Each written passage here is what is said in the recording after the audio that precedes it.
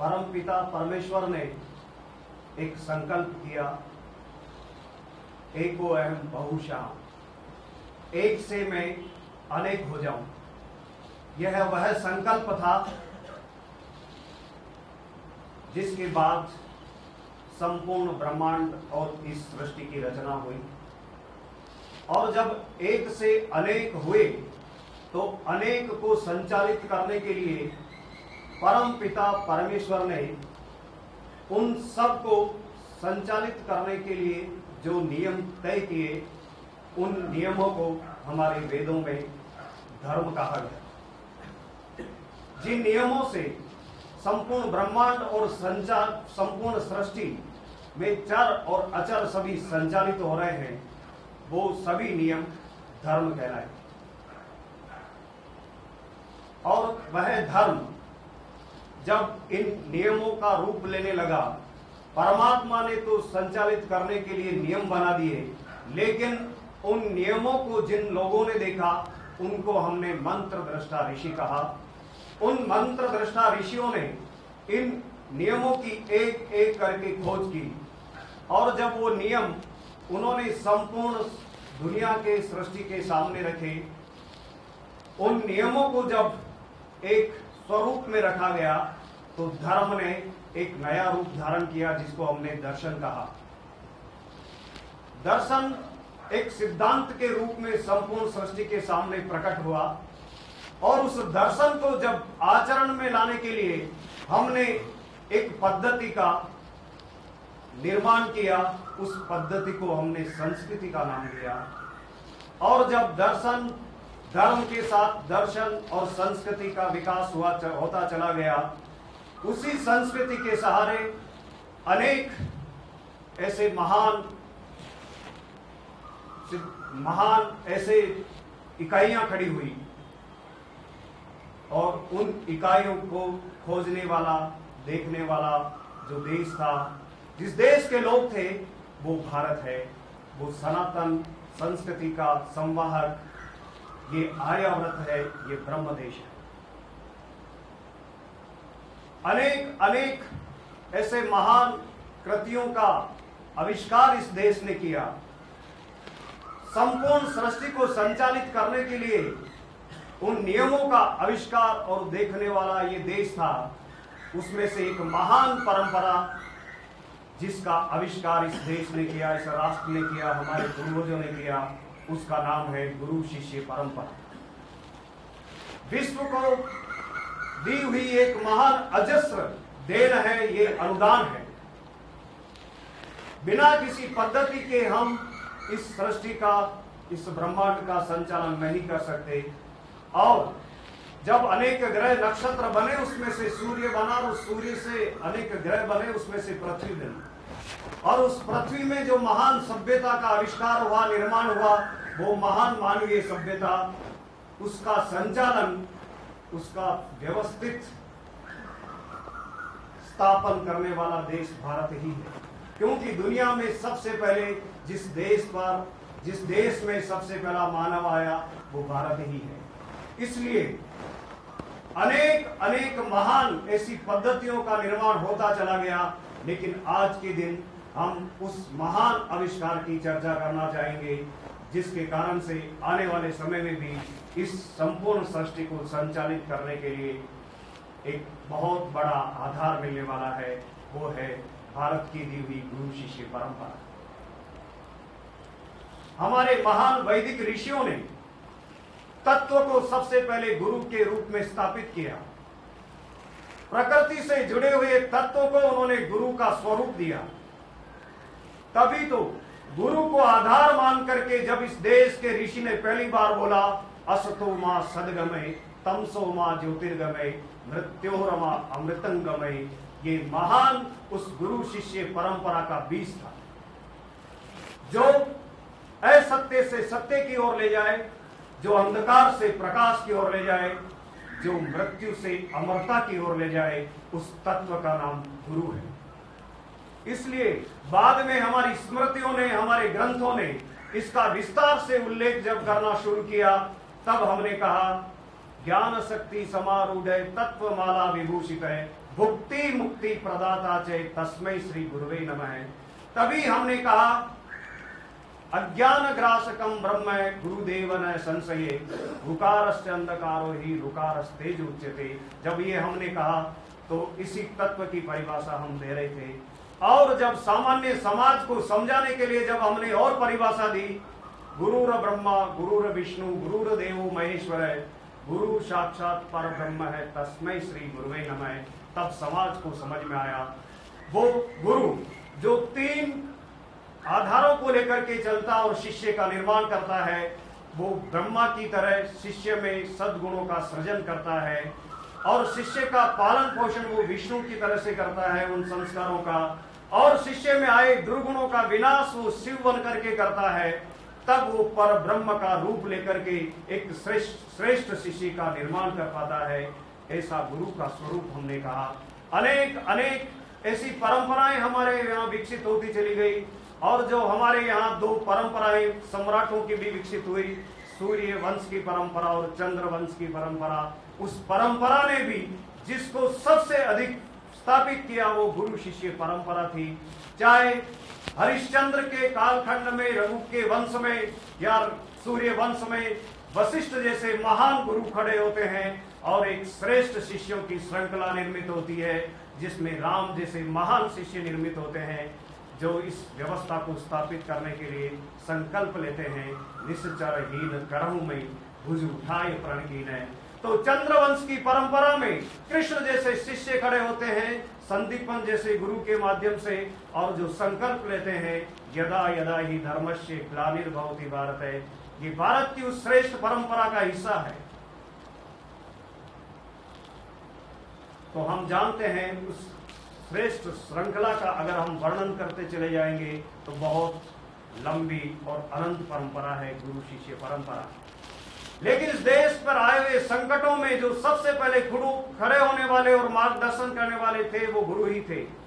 चाहे चंद्रगुप्त को खड़े करने वाले चाणक्य जैसे महान गुरु हो, चाहे इस वैदिक काल में महान ऋषियों की परंपरा और उपनिषदों में तो गुरु और शिष्य प्रश्न और उत्तर, प्रश्न करता है शिष्य, गुरु उत्तर देते हैं। सारे उपनिषदों में गुरु और शिष्य का सुंदर वर्णन और संवाद हमें मिलते हैं। चाहे विश्वामित्र जैसे श्रेष्ठ ऋषि हुए हो, चाहे गृह समाज जैसे श्रेष्ठ ऋषि हुए हो, उनकी महान परंपरा है। लेकिन काल के प्रवाह के साथ और भी इस परंपरा को हमने विकसित किया। इस देश के अंदर विकसित हुई, चाहे 24 तीर्थंकरों की परंपरा हो जो जैन मत में विकसित हुई, वो भी इसी का हिस्सा है। चाहे बौद्ध मत में 500 ऐसे बौद्ध तथागत बुद्धों की परंपरा विकसित हुई हो, जिसमें एक ही वाक्य इस तत्व को प्रतिष्ठित करता है। जब महात्मा बुद्ध कहते हैं अपदीपो भवै, अपने दीपक स्वयं बन करके चलो और स्वयं के मार्गदर्शक खुद बन करके चलो। ये बौद्ध मत का इस गुरु शिष्य परंपरा को दिया गया श्रेष्ठ वरदान और मार्गदर्शन है। जब महात्मा बुद्ध ने कहा अंततो गत्वा, जब शिष्य स्वयं अपना दीपक बन करके नहीं चलेगा तब तक केवल गुरु के मार्गदर्शन से वो चल नहीं सकता। इसलिए अपदीपो भव जैसा महान विचार उन्होंने दिया। ऐसा ही नहीं, इस कालखंड में भी ऐसे दसम गुरुओं की परंपरा सिख मत में विकसित होती हुई दिखाई देती है। तो अनेक मत पंथ संप्रदाय इस राष्ट्र में विकसित हुए। चाहे दर्शनों की परंपरा हो, द्वैत अद्वैत द्वैताद्वैत विशिष्टाद्वैत जैसी परंपरा हो, उसको विकसित करने वाले भी हमारे यहाँ ऐसे श्रेष्ठ गुरु रहे हैं जिन्होंने ऐसे महान मत पंथ संप्रदायों को आरंभ किया, जिसकी परंपरा आज भी हमें पूरे देश में पल्लवित और प्रचलित होती हुई दिखाई दे रही है। लेकिन इस महान परंपरा के क्षरण भी हुए हैं, कई विकृतियां भी आती चली गई बीच में।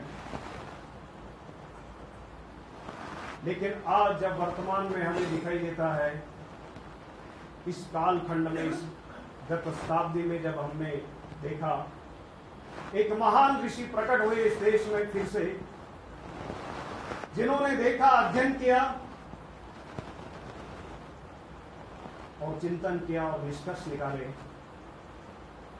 उन्होंने कहा इस संपूर्ण विश्व में, इस पृथ्वी पर बहुत सारे मत पंथ संप्रदाय चल रहे हैं, लेकिन आरंभ में जब परमपिता परमेश्वर ने जो नियम बनाए उनको हमने धर्म कहा। उन धर्मों को स्थापित करने के लिए व्यवस्थित और वैज्ञानिक ढंग से कौन सी परंपरा इस संपूर्ण सृष्टि में चल रही है जो गारंटी दे सकती है इस पूरी पृथ्वी मां को बचाने की, जिसके पास पूरा विश्वास और शक्ति है, जिसके पास ऐसी श्रेष्ठ परंपरा है जो ही गारंटी दे सकती है कि वो अगर ताकतवर हुई, वो परंपरा, वो दर्शन, वो संस्कृति, तो ही ये संपूर्ण धरती और मानवीय सभ्यता बच सकती है।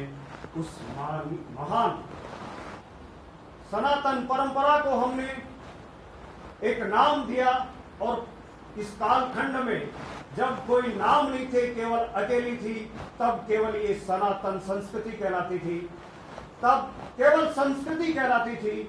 लेकिन जब बाजार में बहुत सारे और प्रोडक्ट्स आ जाते हैं, हम जानते हैं, उत्पाद आ जाते हैं, तब एक पहले जो चल रहा होता है उसका एक ही नाम होता है।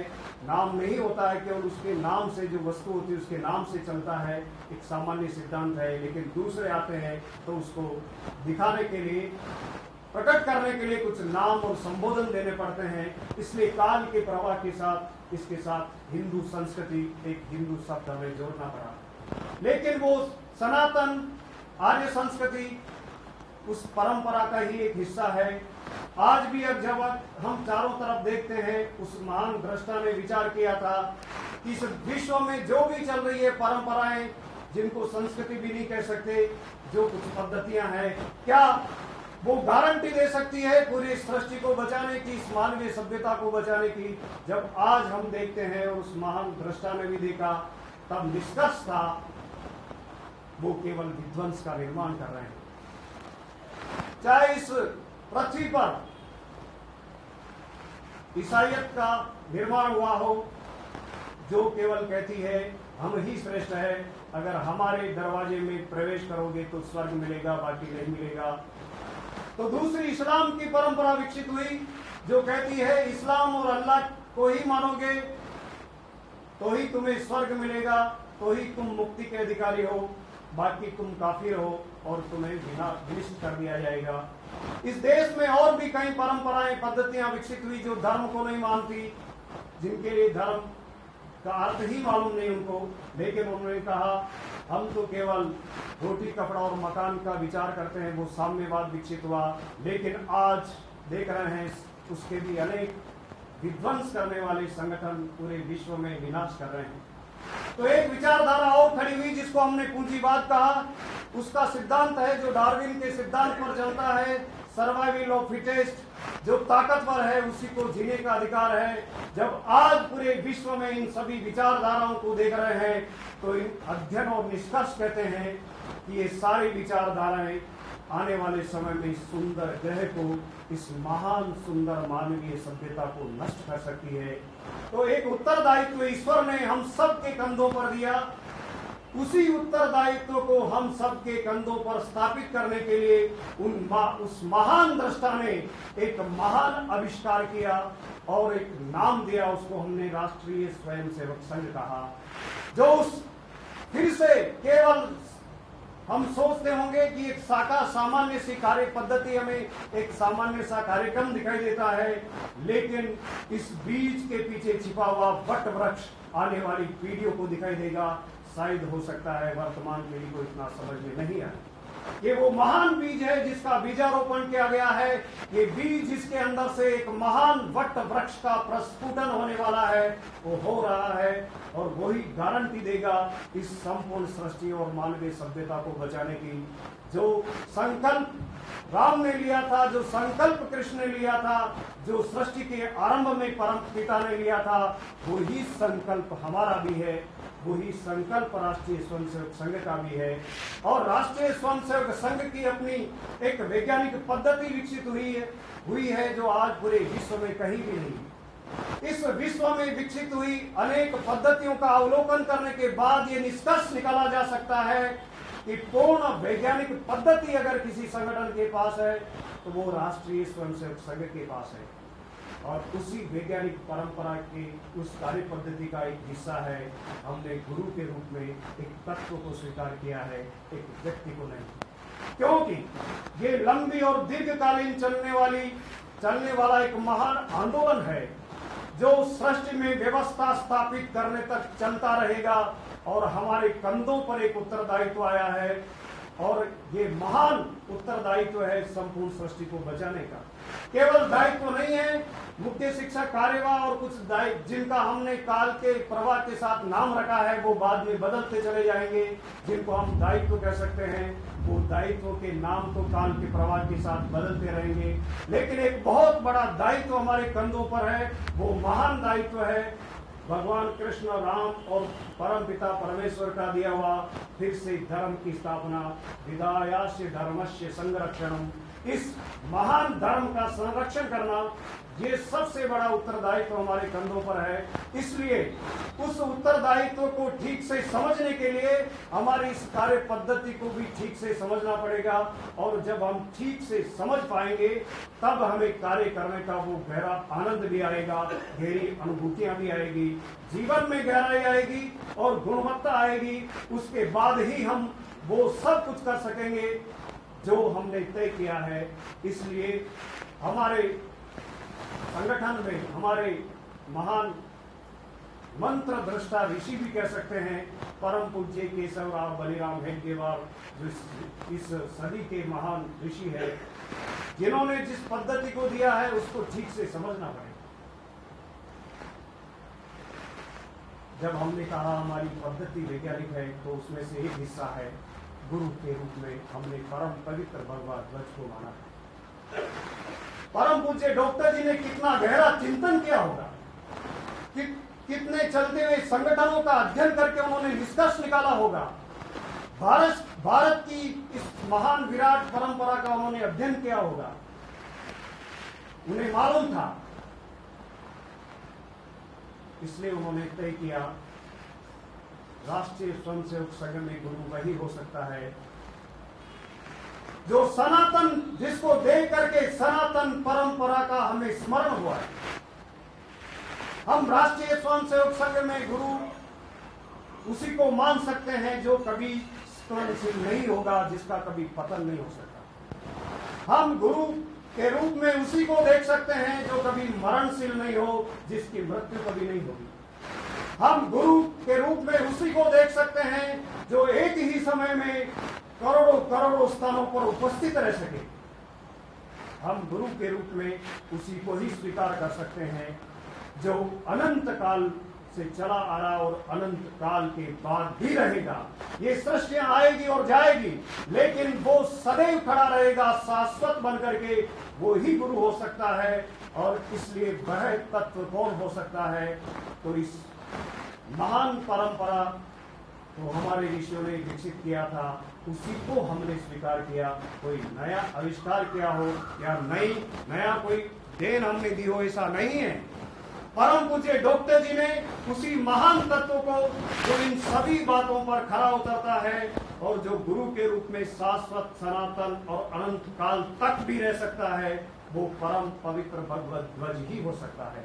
भगवत ध्वज यानी भगवान का स्वयं हाथ में लिया हुआ ध्वज। जब भगवान स्वयं भी अपने ऊपर लेकर के, अपने हाथ में लेकर के धर्म की स्थापना करने के लिए इसको अपना प्रतीक मान करके चलते हैं, जब जिस युग में आते हैं, तब उनके हाथ में यही ध्वज रहता है। इससे श्रेष्ठ और गुरु तत्व क्या हो सकता है? और जब उन्होंने तय किया तो हमने कहा एक गुरु तो ऐसा है, लेकिन शिष्य कैसा होना चाहिए? जब गुरु इस तरह से इन सभी बातों को निहित लेकर के चलता है, तो तय है ऐसे गुरु के समक्ष खड़े होकर के प्रतिज्ञा और प्रार्थना करने वाला शिष्य भी उसी श्रेणी का और उच्च कोटि का होगा। और आने वाले समय में निर्माण भी इसी तरह से होगा। जैसा गुरु होता है, वैसा शिष्य बनता है।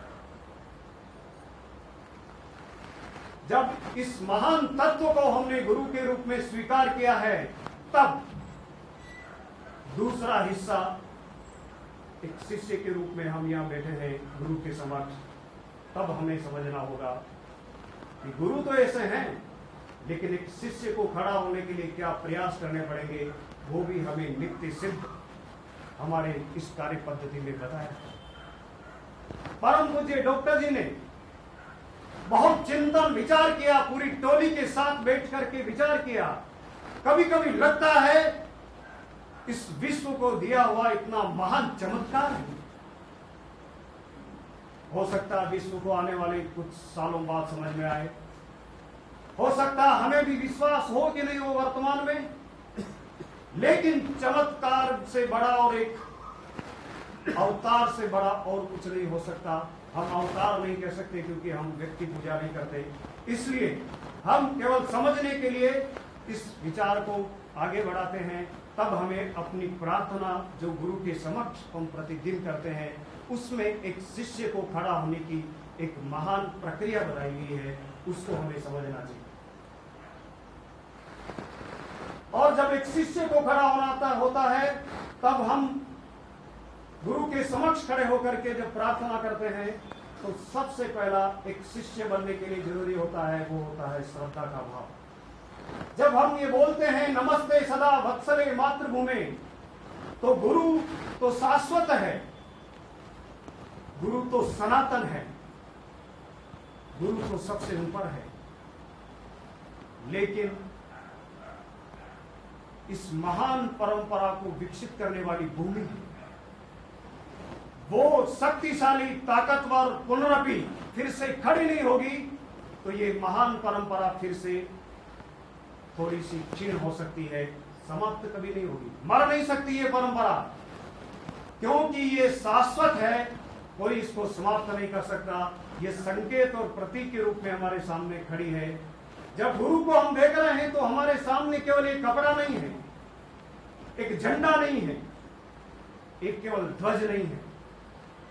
शिष्य को जब प्रार्थना करते हुए इनके समक्ष जब खड़े होते हैं, तो केवल एक ध्वज के सामने एक प्रक्रिया, एक क्रियाकांड समझ करके अगर वो खड़ा होता है, तो उसका निर्माण नहीं हो सकता।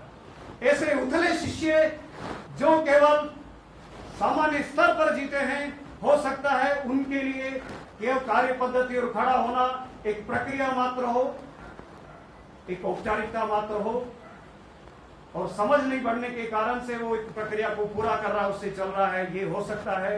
लेकिन जब इसकी गहराई में जाता है शिष्य, तब उसका निर्माण शुरू होता है। और हमने कहा गुरु के समक्ष खड़े होकर के जिस धरती ने पूरे विश्व को महान अजस्र अनुदान दिया है, उस धरती को फिर से हमें शक्तिशाली ताकतवर खड़ा करना पड़ेगा। इसके लिए सबसे पहला जो भाव होना चाहिए, इस धरती के प्रति, इस मातृभूमि के प्रति श्रद्धा। इसलिए हमने कहा नमस्ते सदा वत्सले मातृभूमि। लेकिन श्रद्धा का भाव हमने रखा, लेकिन एक मां, एक धरती, एक मातृभूमि जिसने हमें खड़ा किया है, उसके प्रति दूसरा भाव, दूसरा कदम शिष्य को आगे बढ़ने के लिए जरूरी होता है, वो होता है कृतज्ञता का भाव। अहम सुखम वर्धितो, हे धरती मां, हे जन्मभूमि, हे मातृभूमि, ये जो देह बनी है, ये तेरे दिए हुए अन्न, जल, वायु, इससे बनी, ये सब कुछ तेरा दिया हुआ है, मेरा कुछ नहीं। तूने ही मेरा सुखपूर्वक पालन पोषण किया है। तू नहीं होती तो मेरा अस्तित्व कहां से आता? तो तेरे अन्न के कारण से ये देह पली, तेरा जल पी करके मैं जीवित हूं, तेरी वायु मेरी श्वासों में रमी, प्रति क्षण तू ही स्पंदित हो रही है मेरे जीवन में। इसलिए याद रखना होगा, कृतज्ञता का भाव कहते हैं इसको। हमारे यहां श्रद्धा विकसित हो जाए केवल, और व्यक्ति ये स्मरण नहीं रखे, जब कृतज्ञता का भाव आता है, तब एक उस गहरा संबंध जुड़ता है उस मां से, उस श्रद्धा के बिंदु से। और जब श्रद्धा और कृतज्ञता का भाव पैदा होता है, तब एक नई किरण जीवन में प्रकट होती है अपने आप। वो उसका नाम है तत्द्वेष का योग। जिस मां को मैंने श्रद्धा का केंद्र माना है, जिसने मुझे सब कुछ दिया है, अब क्या है, मेरा अपने आप एक भाव पैदा होगा, ये सारा जीवन तेरे लिए तुझे समर्पित है, तन समर्पित, मन समर्पित और ये जीवन समर्पित। चाहता हूं देश की धरती तुझे कुछ और भी दे, सब तेरा दिया हुआ है, इसलिए तुझे समर्पित। मिटने के भाव को पतत्वेष कायु कहा जाता है। जब हम प्रतिज्ञा में भी कहते हैं संघ का कार्य में प्रामाणिकता से, निस्वार्थ बुद्धि से और तन मन धन पूर्वक करूंगा, तब उसमें भी यही पतत्वेष कायु का भाव निहित होता हुआ दिखाई देता है। पतत्वेष कायु का अभिप्राय है, जब एक बीज भूमि में जाता है तब उसे पूरा मिटना होता है, तभी उसमें से प्रस्फुटन होता है, एक पेड़ विकसित होता हुआ दिखाई देता है। और जो बीज अपने आप को बचाने की कोशिश करता है वो अंकुरित कभी नहीं हो सकता। अंकुरण तभी होगा जब एक बीज को पूरा मिटना पड़े। वो बीज भाव का अभिप्राय है पतत्वेष का। जब एक धागा एक मालिका के बीच में जाता है तो ओझल हो जाता है, दिखाई नहीं देता है, लेकिन उस मालिका में एक सुंदर मालिका विकसित होती हुई दिखाई देती है। लेकिन पूर्ण विकसित होती हुई मालिका में एक धागा जो चला था वो ओझल हो जाता है। उस धागे के ओझल होने का मतलब है पतत्वेष का। और इसको अच्छी तरह से समझने की कोशिश करें तो हमें ध्यान में आएगा, जब कृष्ण और बांसुरी के बीच में एक संवाद होता है, बांसुरी और गोपियों के बीच में संवाद होता है और गोपियां पूछती है बांसुरी से, तूने ऐसा क्या किया कि कृष्ण सदा तुझे होठों पर लगाते हैं, हम इतनी भक्ति करती रहती है दिन रात, फिर भी हमें वो सम्मान नहीं मिला, इसका कारण क्या है? तब बांसुरी का मुरली का दिया हुआ जवाब पतत्वेष कायु के रूप में हमें दिखाई देता है। तब बांसुरी कहती है, हरे भरे वंश छोड़ो, निस दिन तन सुखायो, फिर में तपी आग में अंग अंग छिदवायो, फिर भी कानो जैसो सुर निकालो, जैसो में बजायो, यही कारण कन्हैया हुए अधर्म पे। मैंने अपना हरा भरा परिवार था वो छोड़ दिया, और परिवार को छोड़ने के बाद में रात दिन धूप के अंदर तपती रही, सूख गई। उसके बाद में आग में तपी, उसके बाद मैंने अपना अंग अंग छिदवा दिया। उसके बाद भी जैसा कन्हैया ने स्वर निकाला वैसी में बजी मैंने अपना स्वर भी नहीं रखा, सारा अस्तित्व मैंने विसर्जित कर दिया उसके समक्ष, मेरा स्वर भी मैंने नहीं रखा। जिस स्वर के लिए मैं पैदा हुई, जिस स्वर को पैदा करने के लिए मैं बनी, मैंने जन्म लिया, उस स्वर को भी मैंने अपना नहीं रखा, कन्हैया का बना लिया। इसी कारण से कन्हैया ने मुझे अधर्म पे लगाया, वो सम्मान दिया। गोपियों को समझ में आया समर्पण क्या होता। जब इस तरह की समर्पण की गहराई आती है तब व्यक्ति सर्वव्यापी हो जाता है, सबसे जुड़ जाता है। जो पूरा मिटता है वो सबसे जुड़ता है, जो अपने को बचा करके चलता है वो कुछ अपने से ही जुड़ पाता है या अपने आकांक्षाओं से जुड़ पाता है। जिसने अपना सब कुछ मिटा दिया उसका सब अपना हो जाता है, और जो इस विचार पर चलता है तब वो 24 घंटे एक आनंद में चलता है। तब उसको आने वाली परिस्थितियां, आने वाले कुछ भी क्षण विचलित नहीं कर सकते, क्योंकि जो सब कुछ मिटा सकता है उसको दुनिया में कौन मिटा सकेगा। लेकिन जो बचा करके चलते हैं उनको मिटने का डर बना रहता है, और जिसने मिटा दिया, दे दिया सब कुछ, उसको कौन मार सकेगा, कौन मिटा सकेगा। ये ताकत आती है, उसी ताकत को हम अमरता कहते हैं, उसी ताकत को हम मोक्ष की अवस्था कहते हैं। इसी को पतत्वेष कायु कहा जाता है। पतत्वेष कायु जब आता है, ये समर्पण का भाव जब गुरु के समक्ष खड़े होकर के हमारे जीवन में आता है, तब एक श्रेष्ठ शिष्य बनने का एक अंकुरण हमारे जीवन में निर्मित होता है। ये अंकुरण हमें शीर्ष की यात्रा की ओर ले जाता है। यही हमारे 4 पुरुषार्थों का लक्ष्य भी है। जब हम बोलते हैं धर्म, अर्थ, काम, मोक्ष, और अंतिम पुरुषार्थ जब हम मोक्ष कहते हैं, समझ लीजिए हमें हिमालय की तरफ जाने की आवश्यकता नहीं है। हमें किसी तपस्या और वेशभूषा पहन करके, संत साधु बन करके और किसी मंदिर में मठ में जाकर के भी आवश्यकता नहीं है। अगर ये भाव निर्मित हुआ तो गृहस्थ में, घर परिवार संसार में भी इसने मिटने का भाव जिसने निर्मित कर लिया, इस देश में खड़ा हुआ वो महान योद्धा सन्यासी है। और आने वाले समय में ऐसे योद्धा सन्यासियों की आवश्यकता है इस देश को, जो समाज के बीच रह करके, घर परिवार में रह करके इसी मिटने के भाव से चलता रहे। और ऐसे लोगों की मालिका जब इस राष्ट्र में खड़ी होगी, परम पूज्य श्री गुरु जी ने भी कहा था कि ऐसी मालिका जब खड़ी होगी तब केवल देश, समाज, संस्कृति और यहाँ नहीं, पूरे ब्रह्मांड में भी हम परिवर्तन करने वाले पुरोधा बन सकेंगे। इसलिए हमारे सामने जो दायित्व आया है एक श्रेष्ठ शिष्य बनने का, उसको हमें ठीक से आज समझना पड़ेगा। हम समझ ही रहे हैं, और समझने के लिए एक लंबी यात्रा करनी होती है, नित्य साधना करनी होती है। और मिटने का भाव एक क्षण में भी निर्मित हो सकता है। जब अष्टावक्र और जनक के बीच में संवाद होता है अष्टावक्र गीता में, जनक पूछते हैं अष्टावक्र से कि वो मिटने का भाव, वो मोक्ष का भाव, वो मुक्ति का भाव कब पैदा हो सकता है, कितनी साधना करनी पड़ेगी।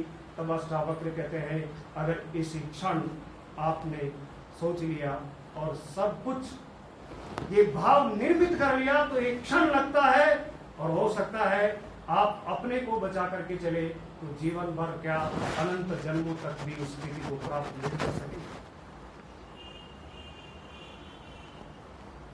इसलिए कोई समय अवधि तय नहीं, लेकिन सामान्य समाज को इसका स्वभाव पैदा करने के लिए कुछ न कुछ साधना की पद्धतियां तो जरूरी होती है। इसलिए सामान्य समाज में भी ये समर्पण का भाव आए। जब यहाँ बैठ करके हम परम पवित्र भगवत ध्वज के समक्ष ये बात समझ रहे हैं, तो समझ लीजिए राष्ट्रीय स्वयंसेवक संघ के गुरु नहीं है परम पवित्र भगवत ध्वज। अगर हमने इतना ही सोचा तो फिर हम भी आने वाले समय में एक संप्रदाय बन जाएंगे, एक समाज का हिस्सा बन करके रह जाएंगे। परम पवित्र भगवत ध्वज राष्ट्रीय स्वयंसेवक संघ के लिए गुरु नहीं है, क्योंकि ये सनातन संस्कृति, धर्म, परंपरा के संवाहक है। इसलिए आने वाले समय में संपूर्ण हिंदू समाज ही नहीं, संपूर्ण विश्व में भी समर्पण के भाव को पैदा करने के लिए हमारे समक्ष खड़े हुए एक मार्गदर्शक तत्व है, जो संपूर्ण विश्व में भी फिर से इस व्यवस्था को खड़ा करने में मार्गदर्शन करते रहेंगे। इसलिए हमारे लिए केवल ऐसा नहीं है कि हम कर रहे हैं, आने वाले समय में केवल हमारे अंदर ही नहीं, संपूर्ण हिंदू समाज में और संपूर्ण विश्व में जब तक ये तत्त्वेश कायों का भाव निर्मित नहीं कर सकेंगे, तब तक हमारा कार्य अधूरा है। हम हमारी प्रार्थना में परम वैभव हमारे राष्ट्र के लिए बोलते हैं, लेकिन राष्ट्र की सीमा हमने तय नहीं की है। हो सकता आने वाले समय में ये वैचारिक और सांस्कृतिक रूप से पूरी पृथ्वी भी एक राष्ट्र बन सकता है। इसलिए जब हम बोलते हैं परम वैभवम नेतु वेतस्व राष्ट्रम, तब मत सोचिए, हमें नहीं सोचना चाहिए कि जो वर्तमान सीमाएं जो दिखाई दे रही है यही मेरे लिए राष्ट्र और इसी को परम वैभव पर ले जाना है। मेरे लिए ये पूरी पृथ्वी भी राष्ट्र हो सकता है। जब ये परम वैभव का भाव आएगा तो केवल भारत की सीमाओं तक बंधा हुआ नहीं रहेगा। इसलिए परम पवित्र भगवत ध्वज भी केवल भारत तक बंधी हुई सीमाओं के गुरु नहीं है, ये संपूर्ण सृष्टि के लिए भी मार्गदर्शक होने वाले हैं। इसलिए हमने ये नहीं कहा नहीं तो हम परम वैभवम नेतु वेतस्व राष्ट्रम, इसकी जगह भारत का भी कुछ जोड़ सकते थे प्रार्थना में, स्वराष्ट्र का हमने प्रयोग किया। तब हमारे लिए राष्ट्र की कोई सीमाएं तय नहीं है, क्योंकि प्राचीन काल में संपूर्ण पृथ्वी पर हमारा सांस्कृतिक प्रभाव रहा था। विश्व का ऐसा कोई कोना नहीं है जहां इस देश के ऋषि और मनीषी और हमारे पूर्वज नहीं गए हो। इस पूरी पृथ्वी के, चाहे ग्रीनलैंड जैसे देश हो जहां केवल बर्फबारी हो, बर्फ जमती है, चाहे अंटार्कटिका जैसे महाद्वीप हो जहां कोई मानव नहीं रहता, वहां भी इस देश के ऋषि गए हैं, उन्होंने यज्ञ किया है। वहां भी प्रकृति के साथ जुड़ करके उन्होंने साधना की है। तब वो सांस्कृतिक रूप से ये पूरा का पूरा जम्बू द्वीप एक राष्ट्र था। इसलिए ये साधना हमारी संपूर्ण सृष्टि के लिए, और पतत द्वेष कायों का भाव जब निर्मित होना शुरू होता है, तब हमें कुछ बातों का ध्यान करना होता है। किस तरह से हम प्रतिदिन इस भाव को विकसित करें। और जब हमारे यहाँ इस प्रणाली का विकास किया गया तो उपनिषदों में आई हुई उस महान पद्धति का आज मैं उल्लेख करना चाहूंगा, जिसके माध्यम से हम इस पतत द्वेष कायों के भाव को गहरा विकसित कर सकते हैं। जो हम कर रहे हैं, हो सकता है समझ में नहीं आया हो। परम पूज्य डॉक्टर जी की दी हुई पद्धति, जिसको हमने दैनिक शाखा कहा, हो सकता है किसी के लिए सामान्य हो, खेलकूद का स्थान हो, व्यायाम स्थली हो, रोज जा रहे हैं, ठीक जाना चाहिए। कुछ दबाव में जाते हैं, कुछ फंस गए इसलिए जाते हैं, कुछ चलो चलना ही पड़ेगा, शारीरिक व्यायाम हो जाएगा, वहां चलने से इस भाव से जा सकते हैं। किसी को लगता है ठीक है, ये संघ ठीक कह रहा है, ये बौद्धिक होते हैं, या जो भी बातें होती है उसमें कहा जाता है चलना चाहिए, राष्ट्र के लिए कुछ करना चाहिए। कुछ सोचते हैं मैं जाकर के कुछ एहसान कर रहा हूँ, इसके लिए कीमत वसूलने के लिए भी कभी कभी ऐसे वाक्यों का प्रयोग करते हैं। मैंने संघ के लिए ये किया, मैंने इतना समय दिया, मुझे क्या मिला, मैंने पूरा परिवार लुटा दिया, मुझे क्या मिला। ऐसे प्रश्न खड़े होते हुए दिखाई दे सकते हैं। ऐसे वाक्य हमें सुनाई दे सकते हैं संशयों के बीच में कभी, लेकिन वो सुनाई इसलिए दे रहे हैं क्योंकि उस साधना की गहराई में वो नहीं जा सके। जिसके मन में कभी विचार आया कीमत वसूलने का कि मैंने संघ के लिए इतना कर दिया, संघ ने मेरे लिए क्या किया, तब जब देश का विभाजन के बाद जब पूज्य महात्मा गांधी की हत्या हो गई, महात्मा गांधी की हत्या के समय संघ के स्वयंसेवकों का के घर जलाए गए। उस समय महाराष्ट्र के कोल्हापुर के नगर संघ चालक जी का घर भी जला दिया गया था। घर नहीं जलाया था, उनका एक फिल्म स्टूडियो था बहुत बड़ा, उस समय 2 लाख रुपए शायद उसके मूल्य था, उसको जब जला दिया गया इस कारण से कि वो संघ के संघ चालक थे। जल गया पूरा, तो वो घर आ गए। पत्नी ने पूछा क्या हुआ, 1948 में 2 लाख रुपए का स्टूडियो। पत्नी ने पूछा क्या हुआ, अब क्या करेंगे हम, संघ के कारण से ये सब कुछ हुआ है, अपनी आजीविका कैसे चलेगी, सब कुछ तो खत्म हो गया। तब उनका उत्तर था, वो पतत द्वेष कायों के भाव से नहीं था। उन्होंने कहा अब हम कोयले का व्यवसाय करेंगे, क्योंकि जिन लोगों ने जला दिया है वो कोयले तो बना ही दिया उन्होंने, अब कोयले बन गए तो कल से हम कोयले बेचेंगे और अपनी आजीविका को चलाएंगे। उन्होंने नहीं कहा कि संघ के कारण से मैं नष्ट हो गया, मेरा परिवार खत्म हो गया। तो रायपुर के एक स्वयंसेवक, एक खंड कार्यवाह जैसे सामान्य स्वयंसेवक इस पतत द्वेष कायों के भाव को अपने जीवन में लाते हुए दिखाई देते हैं। कुछ सालों पहले की घटना है, रायपुर जिले का कार्यक्रम था छत्तीसगढ़ में, और पूरे जिले का सम्मेलन हो रहा था। परम पूज्य सुदर्शन जी उस कार्यक्रम में गए थे। सम्मेलन के बाद बड़ी बैठक होने वाली थी। वो खंड कार्यवाह अपने खंड के स्वयंसेवकों को लेकर के चलने लगा, तैयारी घर से निकलने लगा। तब 4 दिन से उनकी एक बेटी जो 8 साल की थी वो बहुत बीमार चल रही थी, और जब घर से निकलने लगे देखा, पत्नी ने कहा बेटी हिल नहीं रही है, कुछ हो नहीं रहा, इसकी सांसें नहीं चल रही, इसकी नाड़ी नहीं चल रही है। देखा उसने जाकर के बेटी नहीं थी, दुनिया में नहीं थी। लेकिन एक खंड कार्यवाह का दायित्व था कि मैं नहीं गया, अगर वो नहीं, मैं नहीं जाऊंगा तो स्वयंसेवक नहीं निकलेंगे और कार्यक्रम में मेरे खंड का जो योगदान होना चाहिए वो नहीं रहेगा। इसलिए वो घर से बाहर निकल गया। पत्नी को कहा अब मैं वापस नहीं ला सकता इसको, तेरी बेटी को मैं वापस जीवित नहीं कर सकता, भगवान भी नहीं कर सकता, ये तो वापस आएगी नहीं, लेकिन एक दायित्व मेरे कंधों पर आया है, वो कहीं अधूरा रह जाएगा, इसलिए मैं तुझे क्षमा चाहता हूँ, मुझे जाना होगा। गया, खंड का बहुत अच्छी संख्या गई, कार्यक्रम हो गया, बहुत भव्य कार्यक्रम हुआ। जैसे ही कार्यक्रम खत्म हुआ और वो खंड कार्यवाह जिला प्रचारक जी के पास गया और जाकर कहा भाई साहब मुझे घर जाना पड़ेगा। उन्होंने कहा कि आप खंड कार्यवाह जैसे कार्यकर्ता हो और आप घर जाने की बात कर रहे हो, भी बैठक में रहना अनिवार्य है।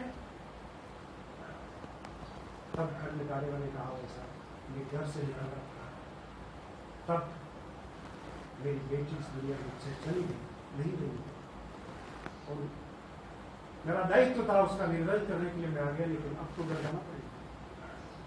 मेरा प्रचारक की आंखों में आंसू आ गए। ऐसे कार्यकर्ता जब खड़े होते उसको पतत्वेषकाय कहा जाता है, जो कितना कार्य करने के बाद भी जीवन में रुक तक नहीं करते, जो अपने किए हुए कार्य की कीमत नहीं मानते, जो किए हुए कार्य के लिए बदले कोई आकांक्षाएं नहीं पालते, जो किए हुए कार्य के प्रति कोई सौदेबाजी नहीं करते, उसी को निस्वार्थ बुद्धि कहा जाता है, जो हमने प्रतिज्ञा में कहा है। जब निस्वार्थ बुद्धि आती है तभी पतत्वेषकाय का भाव आता है, इसी को समर्पण कहा जाता है।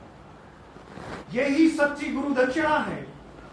यह समर्पण जीवन में आता है तो बाकी सब कुछ अपने आप चला आएगा। अगर ये नहीं आ सका तो व्यक्ति हर चीज में हिसाब किताब लगा करके चलेगा, चाहे वो समय देने का भाव हो, चाहे वो मन को देने का भाव हो, चाहे वो धन को भी देने का भाव हो।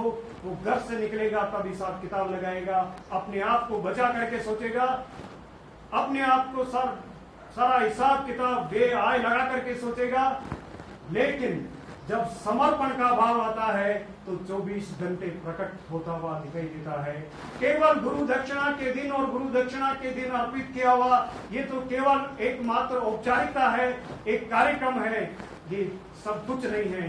कार्यक्रम तो प्रतीक मात्र होते हैं, लेकिन इस कार्यक्रम के बाद भी जो जीवन में हम सब मिलकर के अगर तय करते हैं कि मेरा हर क्षण हर पल आने वाला समय इसी गुरु दक्षिणा के भाव से चलेगा, जब ये भाव निर्मित होता है तब गुरु के प्रति सच्ची श्रद्धा और समर्पण निर्मित होता हुआ दिखाई देता है। और समर्पण कोई एक दो दिन में निर्मित होता नहीं है, समर्पण की गहराई निरंतर बढ़ती चली जाती है और दैनिक साधना से ये विकसित होगा। इसलिए प्रतिदिन हम इस दैनिक साधना को करते हुए और जब पतत्वेषकायों के भाव से आगे बढ़ेंगे तो अपने जीवन को पूर्ण विकसित कर राष्ट्रदेव के चरणों में समर्पित करेंगे, क्योंकि पूर्ण विकसित पुष्प ही देवताओं के चरणों में चढ़ाए जाते हैं। इसलिए हमें पूरी ताकत अपने आप का विकास करने के लिए, अपने आप को पूर्ण पल्लवित पुष्प बनाने के लिए लगाना पड़ेगा। इसलिए हमें हिंदू राष्ट्र का अंगभूत यानी एक घटक बनकर के हमें चलना है। और हमने तय किया है पूर्ण विकसित होने के लिए भगवान के बनाए हुए नियमों को जिन्होंने धर्म कहा, उनके लिए हमने कहा त्वदीयाय कार्याय बद्धा कटियम। हे ईश्वर, तूने जो नियम बनाए हैं इस सृष्टि में वो ठीक से चल सके, इसलिए मैंने कमर कसी है तेरे उस कार्य को पूरा करने के लिए। इसलिए मैं मैं तो एक सामान्य पंच महाभूतों की बनी हुई देह हूं, मैं कुछ नहीं हूं, मैं निमित्त मात्र हूं। तुम मुझे तेरे ही कार्य को करने के लिए आशीर्वाद दे। मैं निमित्त बन करके कार्य करूंगा, ये निमित्त भाव विकसित होगा और निमित्त भाव विकसित होने के बाद मैं महान 5 गुणों का मेरे जीवन में विकास करूंगा, उनके लिए पूरा जीवन लगाऊंगा। अजय शक्ति, सुशील, वीर व्रत, ज्ञान, अक्षय ध्येय निष्ठा, इन सब का निरंतर विकास करता रहूंगा। और जब ऐसे विकसित लोगों की एक मालिका खड़ी होगी, उस मालिका को हमने विजेत्री चरण संहिता कार्य शक्ति कहा है। जब ऐसी महान श्रृंखला निर्मित होगी तो एक विजयशालिनी संगठित कार्य शक्ति पूरे राष्ट्र और विश्व में खड़ी होती दिखाई देगी। और जब वो खड़ी हो जाएगी, अपने आप धर्म का संरक्षण होगा, और अपने आप जब धर्म का संरक्षण होगा तो हम चारों तरफ परम वैभव का दृश्य खड़ा कर सकेंगे। और तब हमारी आंखों के सामने जिस मातृभूमि भारत माता की साधना कर रहे हैं, उसके महान विचारों की, उसके महान दिए हुए दर्शन की, उसके महान दिए हुए महान संस्कृति की जय हो सकेगी।